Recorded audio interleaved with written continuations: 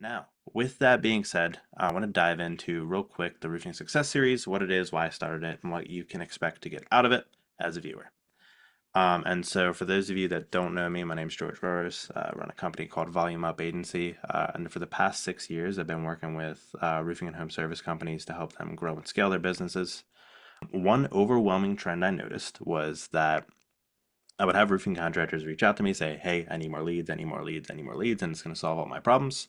And I came to find out that that's not always the case, right? More leads isn't always going to solve the problem if there's not some key things in place for you to be able to properly leverage those leads, and then also make sure that we're doing it as efficiently as possible. And so I started this series only about 7 months ago now, in order to give roofing companies like you the resources you need in order to have success if you do decide to generate leads. And that can be branding, like we're going to talk about with Dan today. That could be sales, that can be operations, management, right? All the things that need to be in place to take a lead and actually have success with it. Because as awesome as it would be, right? More leads at the end of the day isn't always going to lead to more success. And so I bring on really cool people like Dan every week here. Hi again, Dan, to talk about what they know, share their knowledge, and help all of you out there to gain the knowledge you need and have the tools you need in order to be successful. Now, with that being said, as always, we have a few housekeeping rules here on the Roofing Success series. I know as a business owner myself, I'm sure Dan knows too, especially with the size of business you're running now, Dan, that day to day can get a little bit hectic, right? We can have fires pop up. But what I'm going to ask you guys today, if you're new to this series, is we have 1 hour set aside to learn something new. And I want us all to make the most of that time together. So what I'm going to ask is we're going to do the weekly test of will my phone crack when I throw it on the office couch. Put your phone in the drawer, throw it away. You don't need it right now. Pull out a notepad, which I always have here too, and just get prepared to learn something new, right? Put your focus into this for a week because if you do for the next hour, I promise you're going to get something out of it and allow your business to be 1% better than it was the day before. And that's kind of all we ask for here at Volume Up Agency from our team. Hope you guys have the same. I know, Dan, we just talked about this. Your team's the same there too. And so our speaker, Dan, today has been doing branding for about 40 years now. You said 40, right, Dan? 40. Yeah. Yeah. I started pretty early. I would say maybe the first 10 years. I don't know if I would consider it to be 100% branding, but definitely entered the space when I was about 15. So, Okay. Yeah, so we got a good bit of time on us there. And in anything, right? That's a big chunk of life that we're investing into something. So I know yeah. KickCharge Creative just hit its 30th birthday. So Yeah. congratulations. That's awesome. Thank you. You've 5x'd me in timeline, right? We got to catch up. But with that being said, whenever somebody does something for so long, obviously they're invested in it and there's a reason that they're doing it. So I always like to understand, given I've only had 29 years on Earth, right? How, but more importantly, why people do what they do. So, what is it before we dive into all the cool stuff you have to share today that got you into branding 40 years ago now, and why have you stuck with it for so long? I think when I first started, so I was always into lettering, and in 85, when I was 15 years old, there weren't really computers that did lettering. You did everything by hand. So I started out as a hand painter. So I would do hand painted signs, painted truck lettering. And I was probably fascinated with graffiti growing up in Staten Island in New York City. So I saw a lot of graffiti, and I always thought, oh, wow, it's kind of cool because people see your artwork when you do graffiti. And of course, I'm sure my parents weren't too jazzed with the idea of me becoming a graffiti artist. So I started doing more things with lettering, and my brother was into hot rods, and I would see these hot rod magazines and see the lettering that were in the magazines. And then I started, thinking, hey, that's still really cool to letter something and then have it drive by and say, you know what, I did that. I did that, right? Or whether it's a sign for the front of a restaurant or something like that, and to know that you did it. So I hand lettered my first home service contractor's vehicle in my parents' backyard when I was 15 years old. It was for a chimney company. And, it was just a cool feeling. I got to spend the day in the backyard lettering. And like I said, I just loved lettering. So it passion that I haven't really lost, although I don't hand letter things anymore. I actually miss that. That's what my dream when I retire is I go back to hand lettering, which would be kind of fun. But I think it's interesting. There's still 40 years later, I still get excited when I see one of my vans drive by or I see a brand that we created. And I think we have a tagline here for the company that is we build brands that change lives. And you said, well, why do I keep doing this, or why are you still passionate about it? And I think that's really what I love, is that we get to change people's lives with the brands we create for them. We get to impact their families, their employees, and you know, still the most important part of what we do. It's a huge responsibility that we're tasked with, but I love seeing the results of our work, and I love hearing from the owners about how our business has revitalized their business and impacted them in a positive way. So I tend to look at it as just, how many more lives can we impact with our work? And that's still what is very exciting to me, is that we still do this and we get to impact with the brands we create for them. So yeah, it's exciting. I still super passionate about it, and just feel incredibly blessed that I get to work with the trades for all these years. And I go to different trade shows. I was just at Pantheon and I'm in, probably saw 50 or 60 of our clients there, and just how proud they are, and hearing firsthand from them how they are. That's the first thing they always say. Hey, we're so grateful what you did for us and what you've been able to help us achieve, and to know you get a role in that is pretty awesome. Yeah. And you can see kind of in the videos on your in the new brand van, as opposed to like the previous like white van they used to drive up in. So that's Yeah, cool to see. yeah. And I think even the people on our team too, George, as you think about, some of the people on our team came from big agencies, ad agencies, and they never felt like the work that they were doing or creating was any measurable impact on a personal level. Whereas now we work directly with owners, we become friends with them, we know their families, and just see firsthand how you're changing someone's lives with your work. So we had people that came from, ad agencies that were working for Verizon, or for Campbell's Soup or things like that, and just like, well, I do a nice ad, and what we sell a few more phones, or we sell a few more cans of soup, or whatever the case may be, but I am changing someone's life at that point. Yeah. So the people here, I think, are just really passionate and understand how critical our task. We like to say we design as if lives were at stake, and that's what we believe in. And we have a wall wrap in the office with that headline, "We build brands that change lives," and there's about 75 photos of all these different companies that we've branded, and has the owners in front of their trucks. And like, to me, I think it's a great reminder of our why, and seeing that on a daily basis is cool too. That's really cool too that they were able to come from like corporate B2B. You're Yeah, typically not yeah, talking, even the owner of Verizon isn't going to be like, his life isn't changed by yeah, selling a few more phones, I imagine. So being able to see that impact, like SMBs are the backbone of America, right? A lot of these people dump their heart and yeah, soul into building things. So I imagine that's much cooler to see that impact than great Verizon's stock went up yeah, 3% this month. exactly, exactly. Awesome, awesome. No, it's really cool. So it's kind of like you've been able to see the measurable impact year over year over year over year, and that's kind of what's kept you going. That's cool that you went from doing graffiti for free to having people paying you to do graffiti on their you know. Yeah, just a different form of graffiti, but it's not. Yeah. I never tag things, and I never got to that point, but I used to Okay. study graffiti, and I had graffiti books that I would up. But again, just that fascination with typography is really what it boils down to. Like, I was fascinated with color, and just how letters were comprised and built and put together. So when you do hand lettering, it's just really that craft of building something from scratch. And I like that organic nature. Sometimes I miss that organic nature, because it's hard to replicate the authenticity of doing something from by hand. Yeah, we're kind of like in today's computer age, it's a lot Yeah. of just dragging pixels around the screen and it's not as a little bit, I mean, I guess you could still make it unique, right? But Yeah, we that do. We handwritten, do. But yeah, it's a capture exactly what that looks like when you do things by hand. yeah. We'll have to get you like a meta quest so you can start building stuff in virtual reality, you know? Yeah. Yeah. Yeah.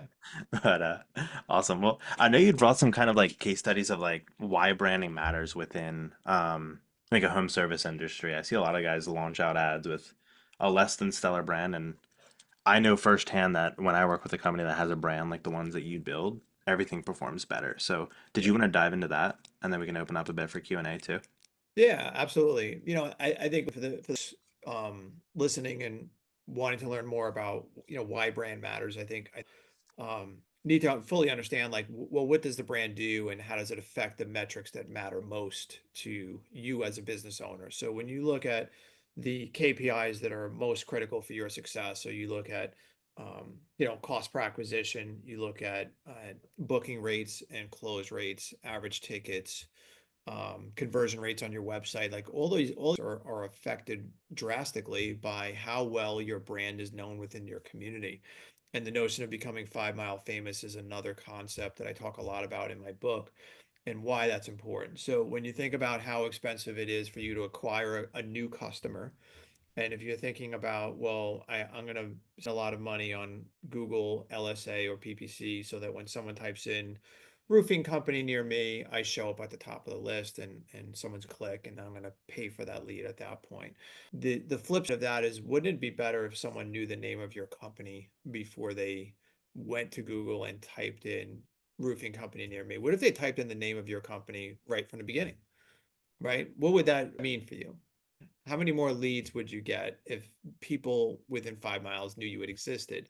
And so, you think about brands and you think about, how generic most roofing company brands are. And if you go on Google right now and you were to type in roofing company logos or the roofing company logo examples, and you see a whole bunch of images that fill that screen, and your logo is among that, or your logo looks exactly like what's showing up on Google, then why would Mrs. Jones remember your brand later on and recall it later on? What is actually unique and compelling about your current brand that might live in her mind rent free, right? And that's, at the end of the day, that's what we're trying to do, is build a brand that can live in someone's mind and they can recall it later on. Because let's face it, roofing is not something that people get every year. They get every once in a while. And if it's done well, probably don't need you for another 20 years, right? So what about if you had a brand that everyone in your community knew, and then they saw your van several times, they saw it parked on a neighbor's driveway, and then 6 months later they decide, you know what, we got the roof done. What was the name of that company that was up the street doing the work? Can I remember it? But if it's CD Roofing or DNL Roofing, like why would be any likelihood that you would remember that and it would live in your mind, right? So we look at buildings that are sticky, that connect to the viewer in a more impactful manner, and that speak to a promise of what you might get if you were to hire them. So at the end of the day, all we're trying to do is, before Mrs. Jones gets a chance to interact with you and your brand, all the touch points of your marketing channels are communicating something, whether it's honesty, trustworthiness, professionalism, a brand story. Those are all things that, if I can control the narrative as best I can before you and your sales guy gets there to ring the doorbell, or before the CSR picks up the phone when they call, that's going to set us up for a much higher likelihood of having a higher average ticket, higher booking rates, higher close rates. So the data is very compelling. It's why I wrote a book on the topic of home service branding, because the data really proves the point of why having a disruptive brand that delivers a brand promise is super critical. And you can spend your way out of weak branding, and many spend their way out of weak branding all day long. But why the root problem before you start investing in marketing? Because your marketing channels will just function so much better when you have a better brand. So that was a whole mouthful, George. No, I think that's completely fair, and I've seen similar things when we advertise for companies, right? If they have a solid brand in place, one that's memorable, right, and one that's built trust over the years, that it's going to perform better than one that's just out of the box Yeah. acronym plus blue and red roof line. Yeah. Yeah. So for sure. Yeah. Okay. And with that, I know you chatted a bit about like kind of things you've done in the past for roofing companies. Did you want to dive into that there, as far as like what people typically see when they have a stronger brand presence from your end? Yeah, for sure. I mean, just there's a case study in the book for a company that we did the branding for that does gutters. And that particular company, when you look at the ROI on what average tickets were before and after, and just give me 1 second, and I'll up and I'll just be able to just give you the exact stats on that particular one. Sure. But it's see, and this is kind of the interesting thing too, when people talk about, sometimes people will say, oh my God, like it's so expensive to brand the company or rebrand the company. And for this particular company, the company's name is Geek Guards. So they do gutter guards and they do gutters. And before rebranding, the revenue was 600,000 in 23, and their booking rate was 52%, and their close rate was 49%, and the average ticket was $1,800. And then after rebranding, the revenue in 2024 was 2.8 million. So basically 4 times the revenue. And then the booking rate went from 52% to 77%. And then the close rate went from 49% to 69%. And the average tickets went from 1,800 to 3,200. Wow. So crazy increases across the board. Um, and the previous name of the company was ACO Gutters. ACO Gutters. Did you ever remember that? But now Geek Guards, you could probably imagine that it's got a geek, and he's holding he's sorry, a screwdriver, and just super disruptive, and it really connects the viewer. But the numbers don't lie. Like I asked him to send the numbers for me and tell me, because he was raving what it's done for his business. And just one example of just showing that what the impact has been. Now, he didn't change anything operationally. He just basically changed the perception of the company to the people he was selling for. And I think you're probably familiar with this, George, too, when people sometimes are complaining about their digital marketing company, and they'll say that, hey, the leads that you guys are giving us, the leads suck, or the leads aren't good. And then you look at the data behind it, and it's like, well, um, you know, a better brand would convert at a much higher rate. So it's not necessarily that you need more leads, you just need a brand that is more likely to close or have someone book or want to actually do business with you. So the direct relationship between the two can't really be understated. It's just incredible when you really look behind the numbers and you see this. And this is just one case study, within that sector. But we worked with a lot of roofing companies. I don't know if George, Lance Bachman out of LB Capital. He's got really a platform to buy roofing companies and change the trajectory of them pretty radically when he acquires them or partners with them. And one example of one that we did for them, a company called Munns Roofing, and Munns was, I think, 1.5 million in revenue when he acquired them, and we rebranded them, and we, instead of keeping it just Munns Roofing, we added the tagline, "Consider it done with Munns," and purple and apple green were their colors. No rooftop in sight, no clip art in sight, right? And we created this fun mascot, and he's got a thumbs up, and he's holding a hammer, and he looks like he's going to get shit done, right? He looks like he's there to make stuff happen. But those guys went from 1.5 million in revenue to 23.5 million in revenue in 18 months. Like insane, insane numbers.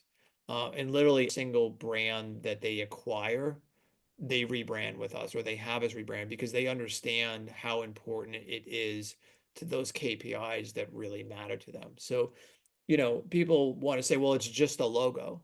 Well, or they'll say it's much for just a logo. And you're like, well, is it really just the logo, or is it the foundation for which you're going to build all your advertising around? And if it's not done well, you're just going to keep spending more on those other advertising platforms because they won't ever be as effective.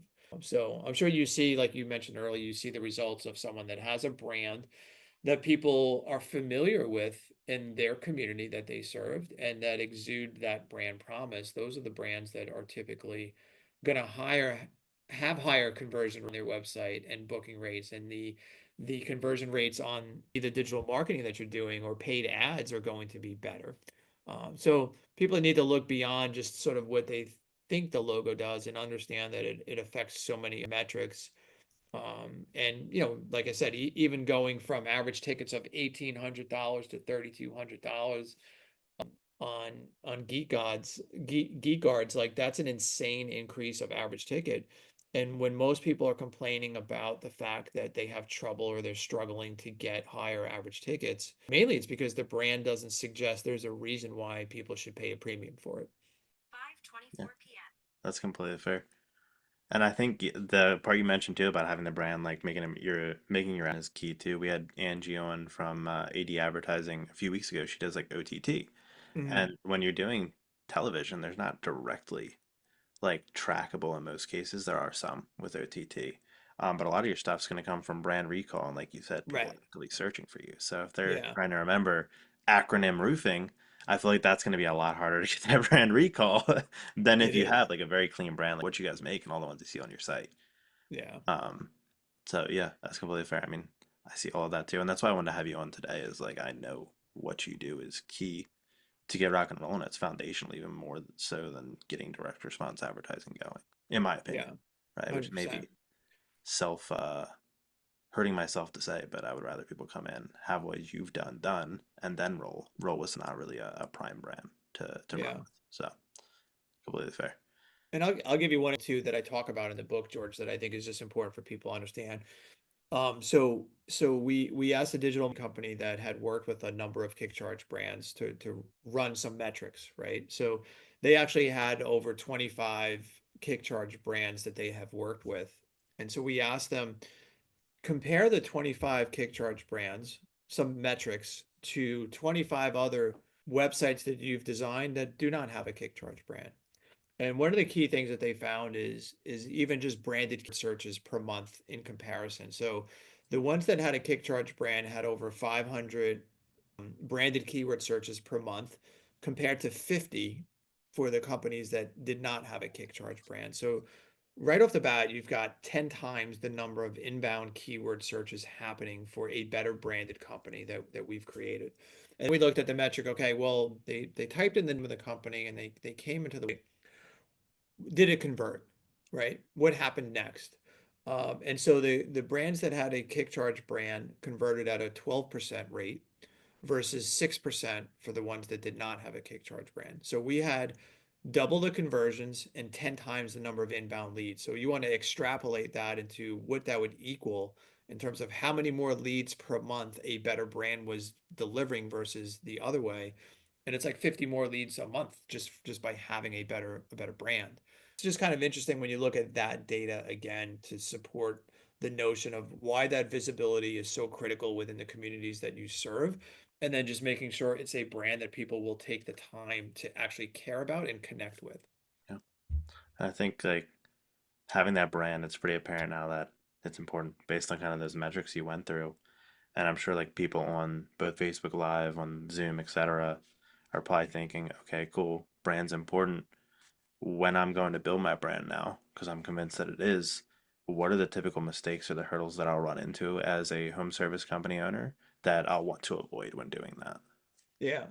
So the number one thing that most home service companies get wrong, literally from day one when they start their company, is they name their company incorrectly. So they use, again, like we mentioned, initials. They use their last name.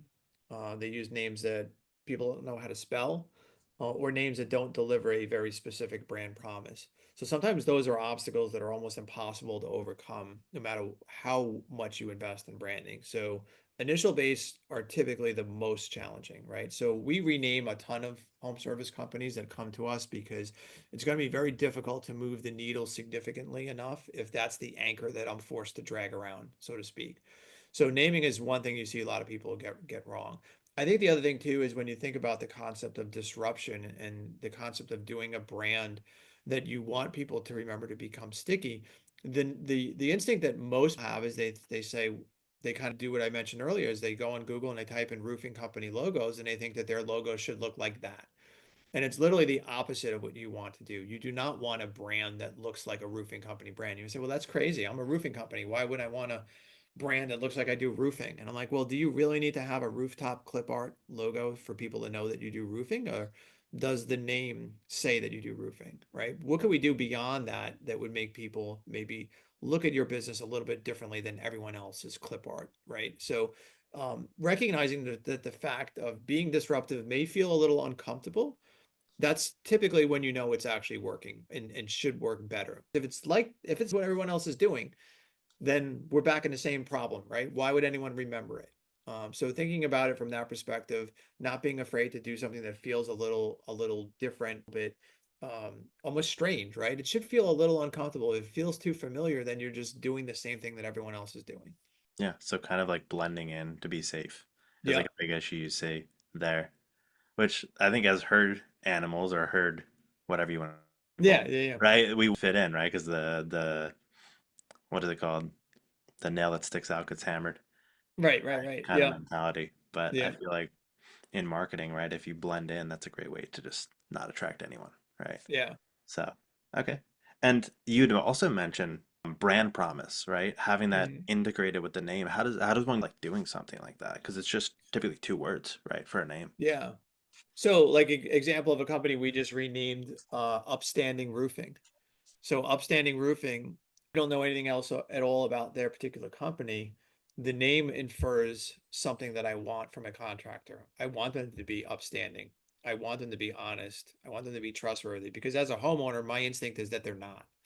And it's terrible to say that, but most homeowners have a negative perception of contractors and they're afraid they're going to get ripped off and that someone's not going to do the right thing. So what does upstanding do right off the bat before you even get to ring the doorbell?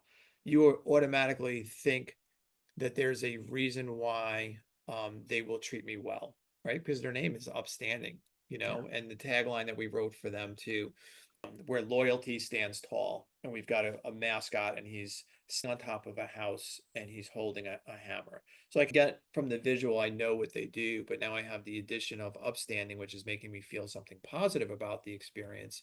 So that is definitely something to think about when you think about naming. And when we do naming, that's also something we're thinking about too. There's another brand that we did. We didn't do the naming, but it's a great name. It's called Planet Roof.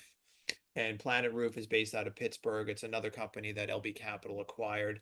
They are also pacing $23 million in revenue 18 months after rebranding, which is crazy numbers. But their tagline is "Your roof, our world." And again, it's perfect for that particular name, Planet Roof. And it's got a friendly mascot. He's a globe and he's like a rooftop on top of him. And it just looks super friendly. And that's an example too of when you say mistakes that people make sometimes. This was a rebrand that we did for these guys. And the old brand had a globe and he was a muscled globe and he looked really pissed off. Right. And when LB bought this company, I said we have to change the mascot to make him look friendly and not look like he's about to beat the shit out of Mrs. Jones, because that's not what Mrs. Jones really wants to see. Yeah. So just another good example and another mistake that people make is they have these mascots that they personally like, but also communicate the wrong things to the people in the audience that's most important to them. Okay. Yeah, I imagine Mrs. Jones doesn't want a pissed off contractor in her She kitchen doesn't. when she's by Especially one that herself. looks like it Yeah. might beat the shit out of her too, Yeah. right? I mean, honestly, it's why you have it's like for plumbers and the mascot's running at you and he's holding a wrench. Like, that's not the warm and fuzzy I want for the person that I'm letting into my home. And there's psychology.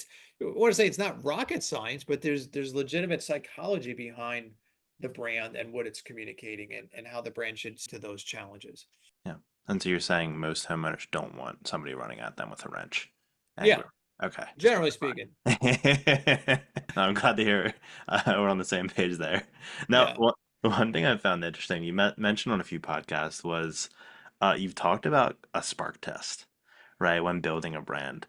Would you be Mhm. opposed to kind of walking us through that and how that would work if I was Mr. Roofing Contractor trying to build my brand?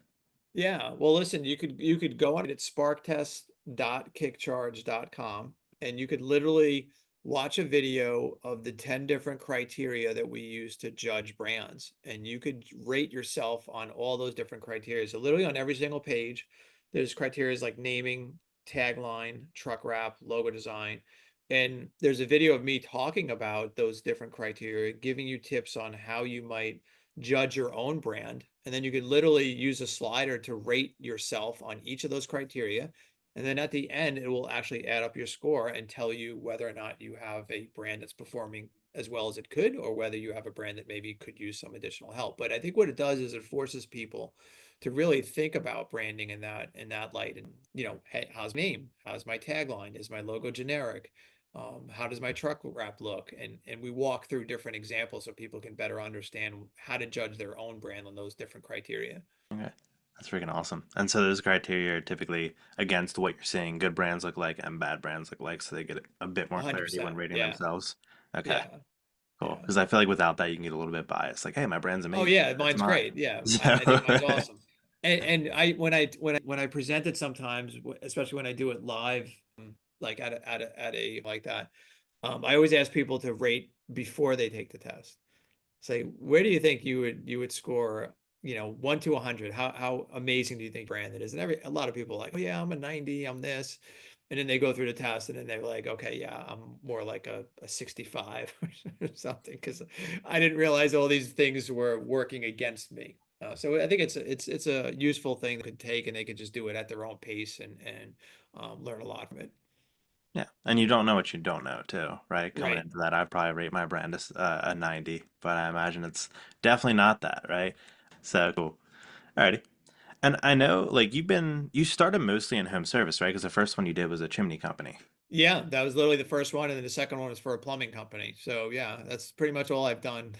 And so what made you specifically like drawn to this industry? Well, I mean, those are the guys that had trucks and vans. So I was like, okay, well, those are great canvases for me to do my work on.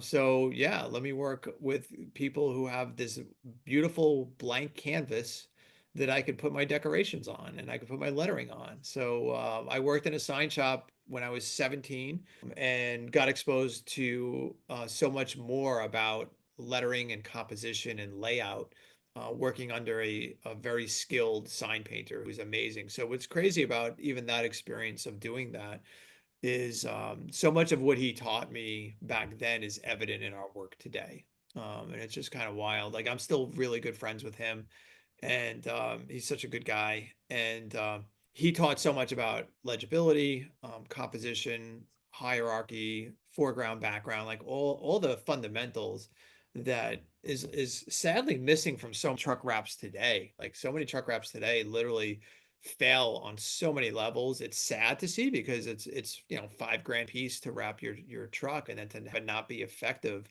is sad to see. That's why, in the book I hope people, even if they don't ever use KickCharge, you will gain so much insight about what makes an effective truck wrap just reading the book, and it'll make you probably sadly more educated than a lot of people that are in the industry selling those services. And that actually like directly leads into my next question, which is it seems like the home service industry is too far behind on branding compared to other industries, right? We have a lot of like med spas, gyms, all that sort of stuff that are diving deeper into branding and having that kind of personified brand. I know in some cases you don't do like mascot based brands too. Why do you think that is? You haven't been in the industry for so long. Have you seen trends that have caused us to kind of be behind?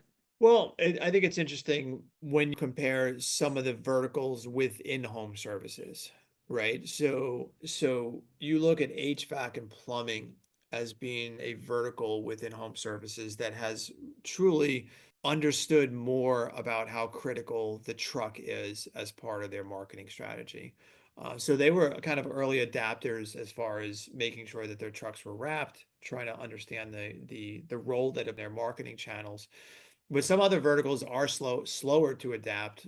Garage space would be one that up until 5 years ago, before Tommy Mello from A1 Garage really started talking about branding and how important it was, that was another vertical where very, very rarely did you see a garage door company branded well and then embracing full truck wraps. And roofing, I would say, is almost behind garage doors. They are catching up a little bit. People are starting to understand why investing in branding is an important part. They're still behind.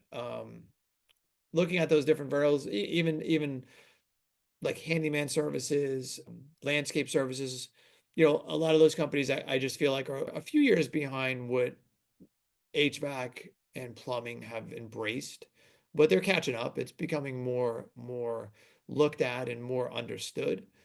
And I think people are starting to really realize, hey, I've got this amazing canvas that gets of impressions per day that costs me pennies per day to deliver each impression.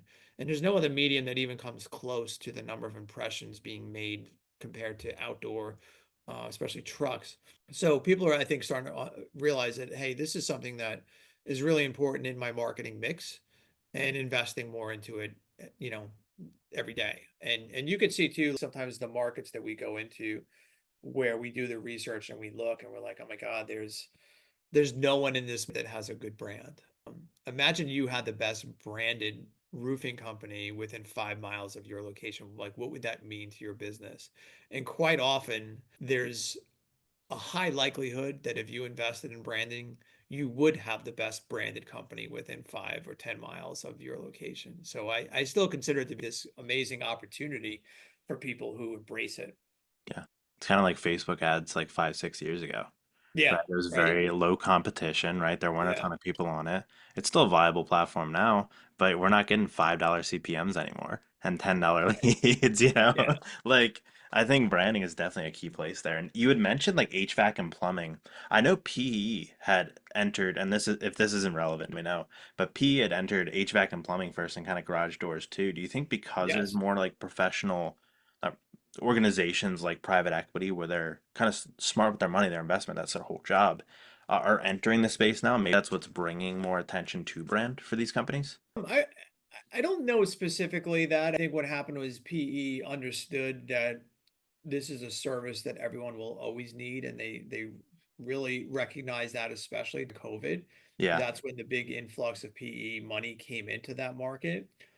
But you do have some companies that truly understand how much easier their work would be if they acquired a company with a better brand.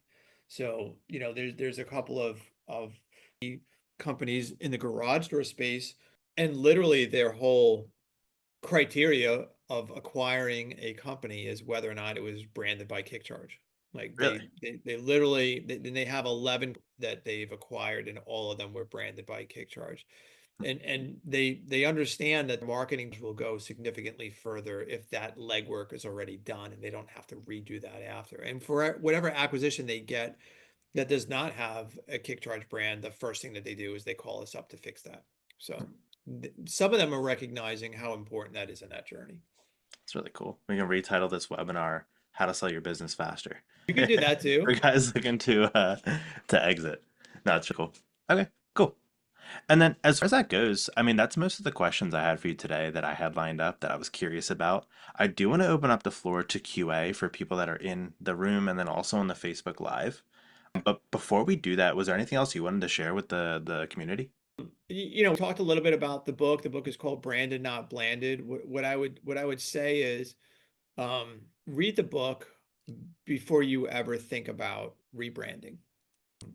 And it will open your eyes more about why this is such a critical piece of your marketing. So if you're frustrated that your marketing isn't working or working as well as you had hoped it would be working, or that you're overspending on your marketing, understanding some of the core problems or deficiencies with your existing brand, I think is a super important part of that journey.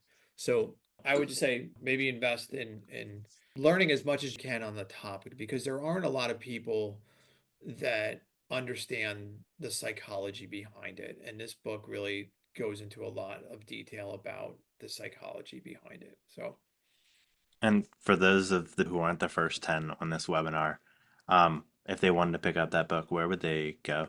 So you could get it on our website, kickcharge.com/books, or you can get it on Amazon.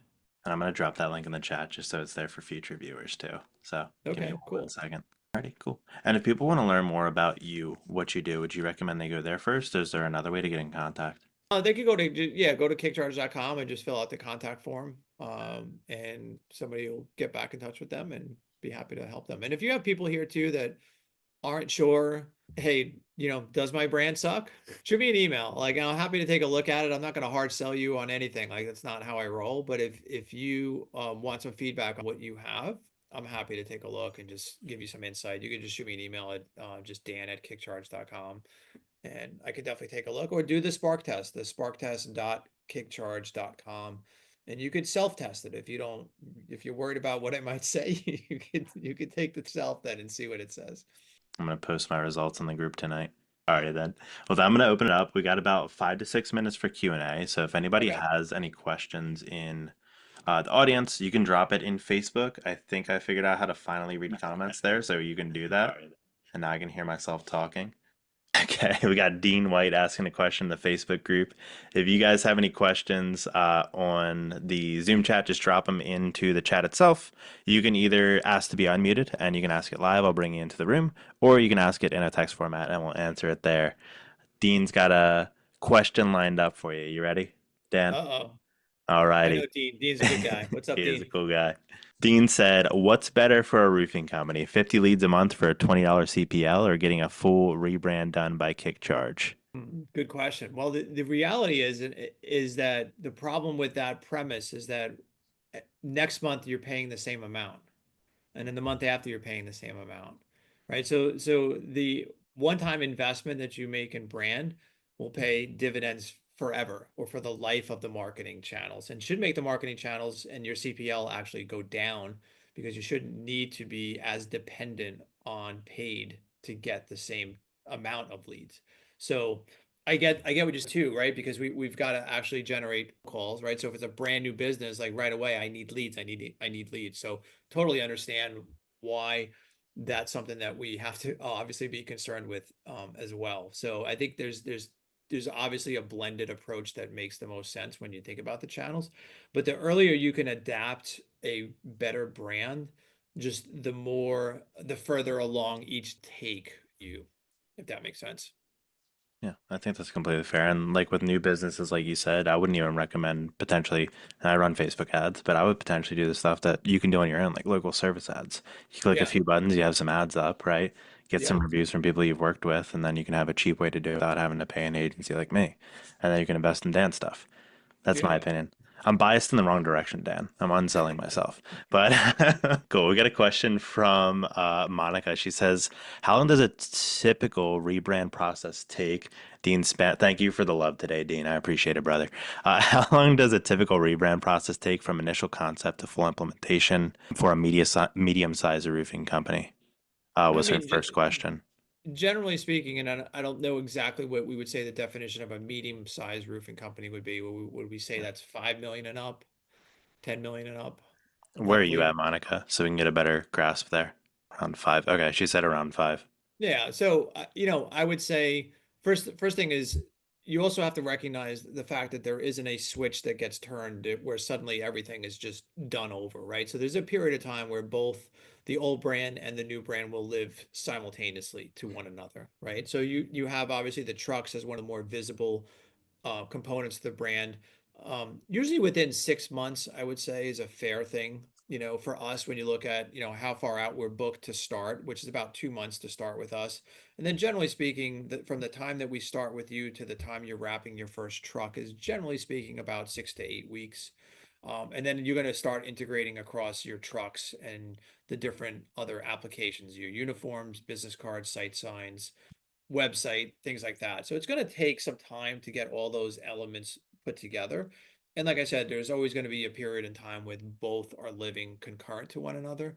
But obviously, the goal is to phase out the old one as quickly as we possibly can. It's just not realistic sometimes for that to happen right away. And you also have to look at too, like, well, I've got a 5-year-old truck with a wrap on it. It doesn't make sense for me to rewrap that and invest all that money on a vehicle that's life expectancy in the end. So, it takes some time, but it's something that and even the rollout of letting the existing customers know, well, why did we rebrand? What does this mean as a customer?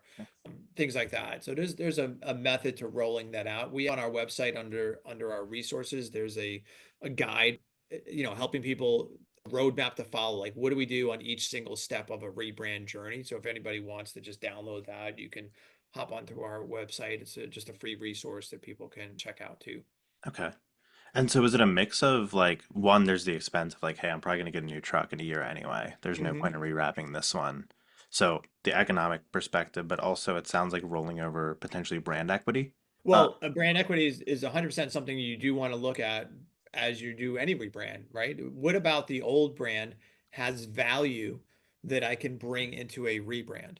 Sometimes there's no value, like especially if it's a clip art logo, it's not much I can salvage from there. yeah. But you do want to look at things like colors. For example, let's say you have orange and apple green as your brand colors. And there's no one else in your market using those particular colors, and you've been hammering those colors for 5 years, and it's on all over your trucks and your site signs. Like, there's no way we're recommending to you that suddenly we abandon a unique brand color that only can lay claim to it. So you do want to assess all those different components and then look to see what can we leverage from the previous brand and build into a new brand. Okay. Yeah, that makes sense because that was my question there too. Is like if I switch it over, how do people know volume went up went over to Greek God marketing, you know? Yeah. But yeah, okay, cool. Um, I have a question for you. I have a feeling I know the answer. What's your favorite brand color for yourself? Brand color for myself? Yeah. Gee, I don't know. I think it might be yellow and black, but Maybe. Okay. I'm not sure. I know that's a toughie. So, Yeah, I'm pretty well branded, I will typically but speaking, but that's, hey, listen, it's always about the brand. for sure. I need to get just volume up here. So that's no, that's awesome. Monica said awesome, thank you. See if we have any more questions in the chat.